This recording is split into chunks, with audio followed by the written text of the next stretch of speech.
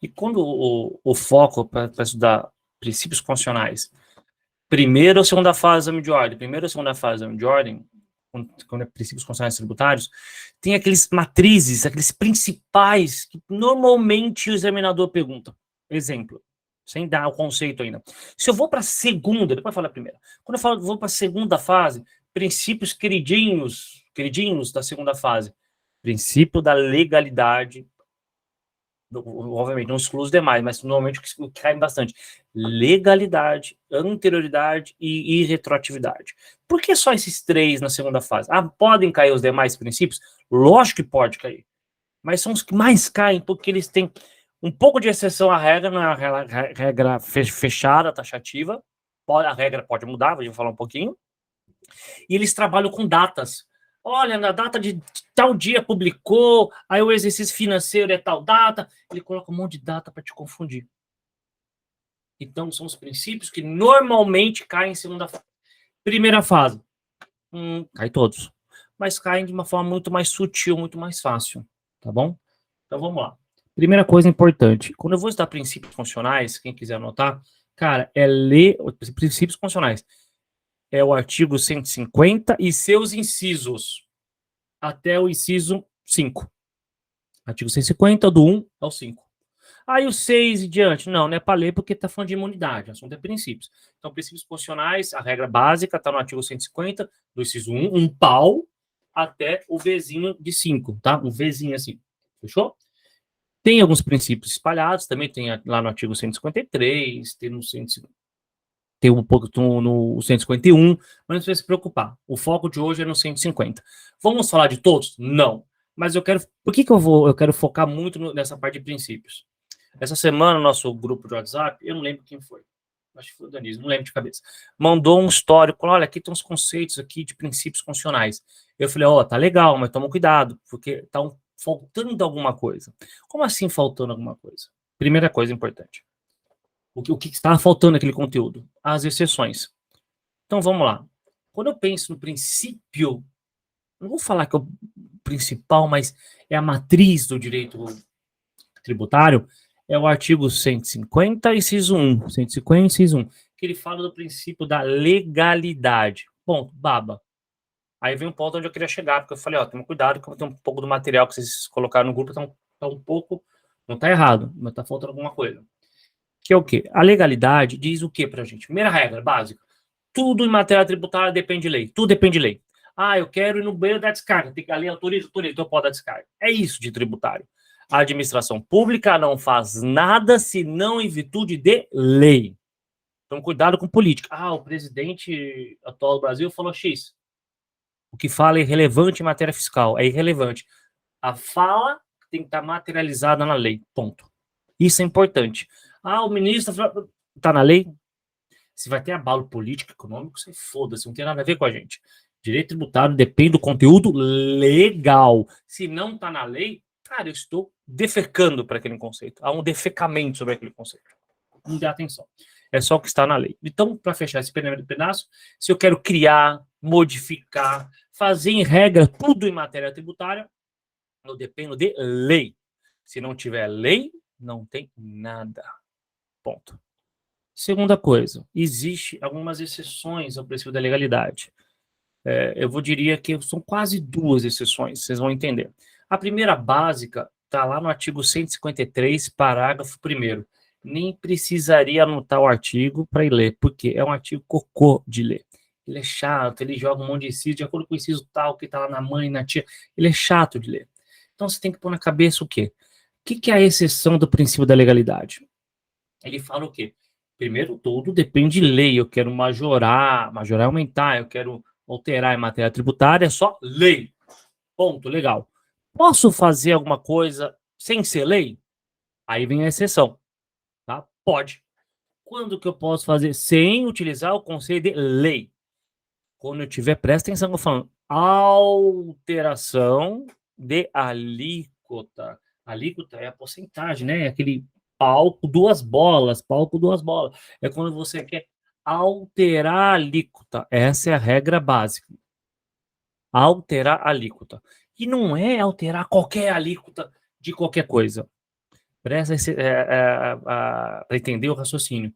A exceção ao princípio da legalidade, da alíquota, primeira coisa, só acontece no âmbito federal. Só no âmbito federal.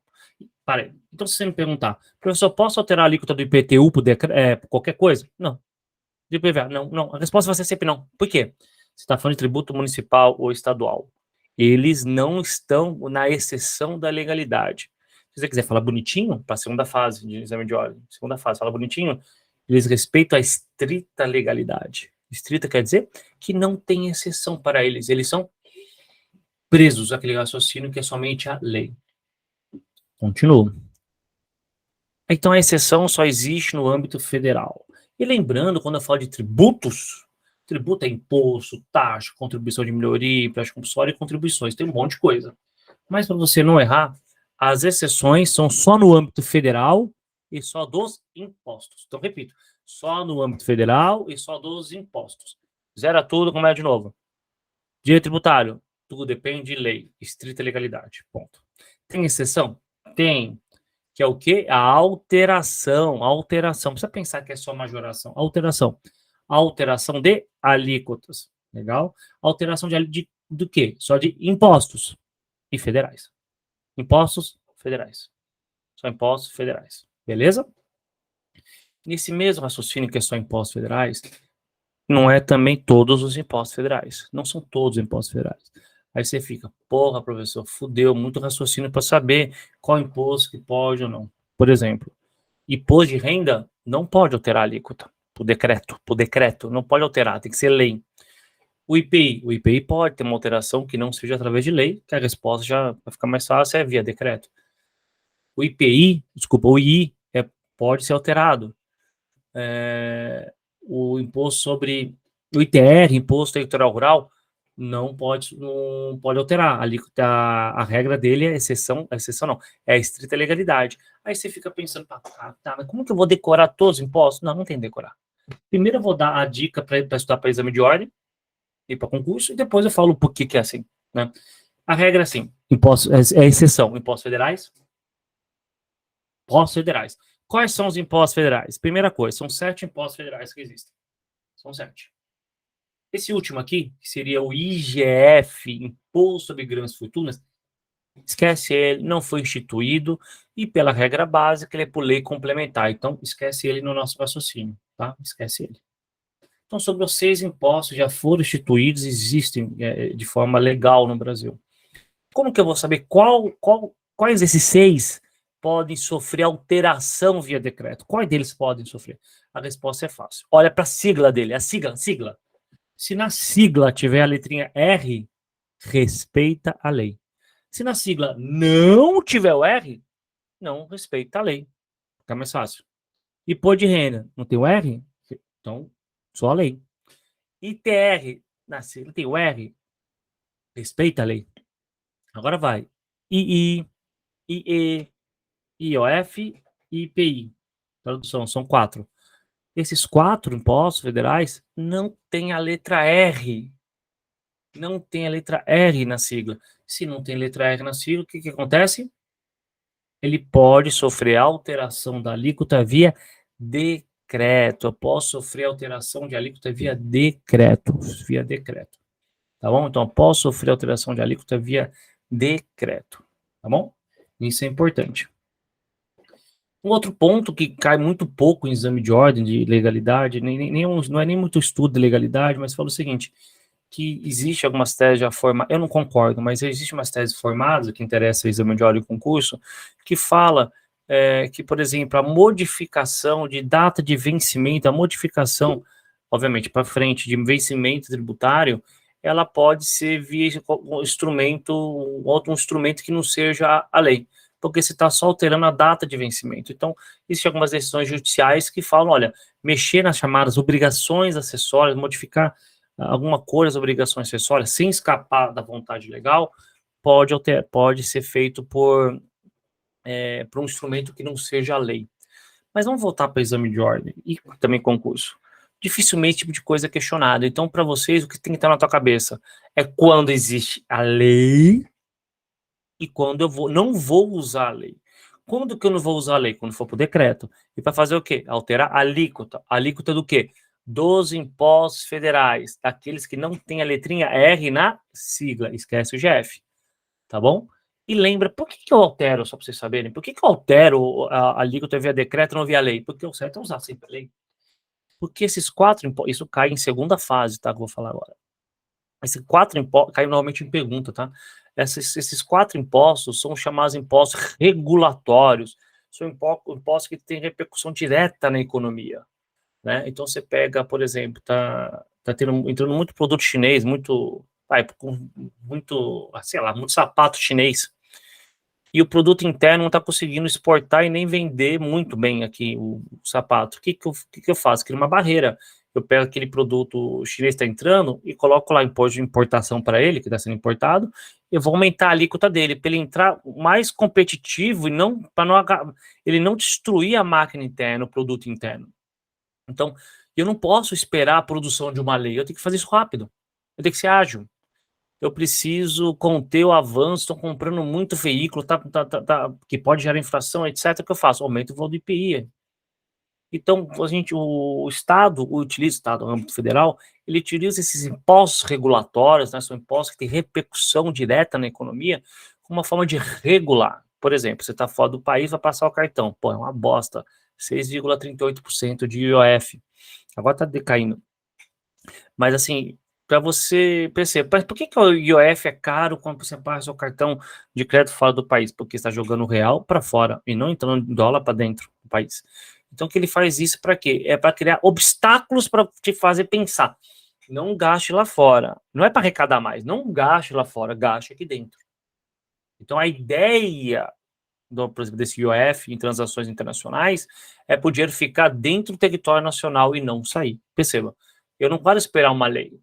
Não tenho tempo de esperar uma lei para regular essa situação. Eu crio um decreto. Eu faço um decreto para poder estabilizar essa relação econômica. Tá? Então, volto. Imposto, desculpa, em matéria tributária, tudo depende de lei. É lei, lei, lei, lei. Posso, a algum momento, não utilizar a lei? Posso, no âmbito federal, de impostos e via decreto. Qualquer imposto federal? Não. São só 4. Quais são os 4? Não decora, só lembra que dentro deles, da sigla, não tem a letra R. IOF e IPI. Não tem a letra R. Toma cuidado, o IGF não tem R, mas ele não foi instituído. E para uma vontade do legislador constituinte, o IGF depende de lei complementar. Ele é por lei complementar. Ele não tem lei ordinária, nada para sua criação. É só lei complementar. Beleza? Vamos continuar. Se tiver uma dúvida, pode escrever, me perguntar, me interromper a qualquer momento. O princípio da irretroatividade. Então, no artigo 150, inciso 3, da linha A. Ele, o importante, são duas coisas para vocês terem noção. É assim, lei não se volta para o passado. Ponto, acabou. Lei não vai para o passado. A lei só tinha feito daqui para frente. Ou seja, está até errado fazer uma expressão, a lei pode atingir fatos geradores anteriores à sua publicação. Não, nem fato gerador é, porque a lei não existia naquela época. A lei tem que existir para poder falar que aquilo é um fato gerador. Fato gerador, lembrando aquele fato que gera algo no direito tributário. Gera a tributação. No direito penal, gera a punição. Assim por diante. E esse princípio da irretroatividade, ele fala o quê? Olha, hoje eu tô... por exemplo, grandes fortunas. Vamos pegar grandes fortunas. E sempre a época de eleição fala dele, depois acaba a eleição, ninguém mais fala dele. Que é o quê? Grandes fortunas fala o seguinte, a lei. Vou cobrar imposto sobre grandes fortunas. Legal. Criou grandes fortunas hoje. Publicou a lei criando imposto sobre grandes fortunas. Essa lei está valendo o quê? De hoje para frente. Eu não posso tributar supostas grandes fortunas anteriores. Ou melhor, elas nem são grandes fortunas antes da lei, porque é a lei que vai definir o que são. Então, percebam, a lei não pode atingir o passado. Toma cuidado. Já existe a lei do IPTU. O IPTU hoje é 4%. Aí vem uma alteração do IPTU e joga o IPTU para 2%. Houve uma redução. Essa redução é daqui para frente. Essa redução não pega o passado. Ela não retroage.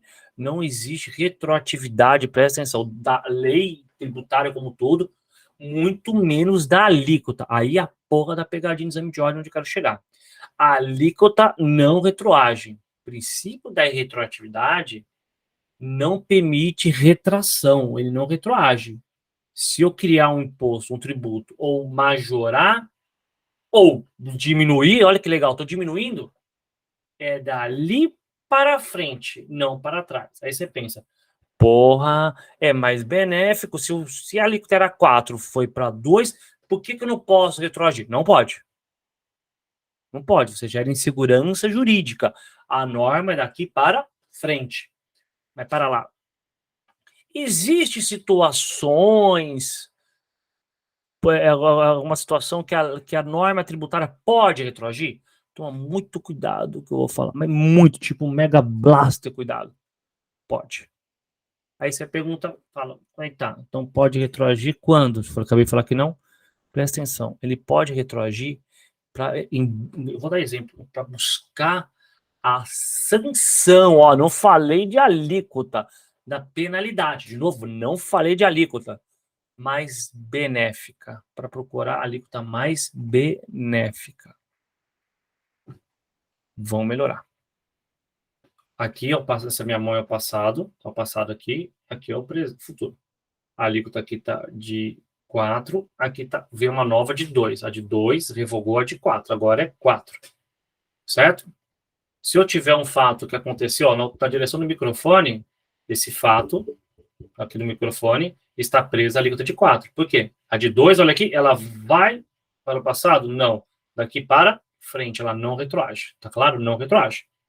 Não retroage. Veio uma nova lei, eu não paguei isso aqui, por exemplo. Essa lei não vem aqui no microfone e me cobra. Veio a lei do IPTU 2023 falando 2%. IPTU 2022, 4%. Eu não paguei o IPTU, esqueci. Ou estou pagando fracionado das 10 frações que podem ser feitas. E veio a nova lei diminuindo. Diminuiu daqui para frente e não daqui para trás. Tá claro essa parte? Só que eu falei que tem a sanção. Existe a sanção. Agora pega essa mesma lei. Essa lei fala o seguinte: a multa pelo atraso até 2022, a multa era de 5%. Tá bom? Dando exemplo. Vem a nova lei, essa nova lei 2023, essa multa vai para 2%.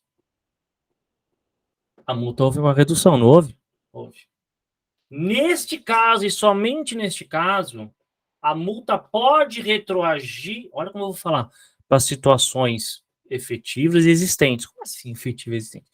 Situações que eu não paguei. Porque se eu já paguei aquela multa, não dá para retroagir, acabou.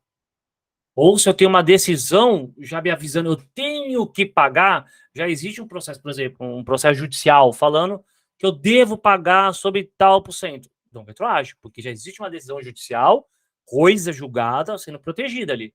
Não volto.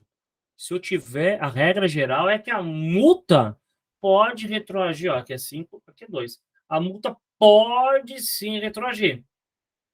Ela pode retroagir porque ela é mais benéfica. Multa, existe multa mais benéfica. A palavra alíquota não suporta ser mais benéfico, não. Ela não tem esse atributo, somente a multa. E a multa, essa sanção, pode sempre retroagir? Ué, em regra, sim. Quando ela não vai poder? Ué, se eu já paguei a multa, se eu já paguei a sanção, não posso ir atrás mais benéfico. Olha, eu paguei sob 5%, mas na realidade eu quero que você me devolva os 3%, que agora a multa é 2%. Não, acabou. Ou já existe uma decisão, nosso exemplo aqui, judicial, falando, olha, cara, tudo bem, deu uma sentença falando o seguinte, olha, você tem que pagar tal, sobre a lei tal. Tá, e tá com a decisão judicial ali, pronto, acabado. A nova lei não consegue retroagir, tá bom?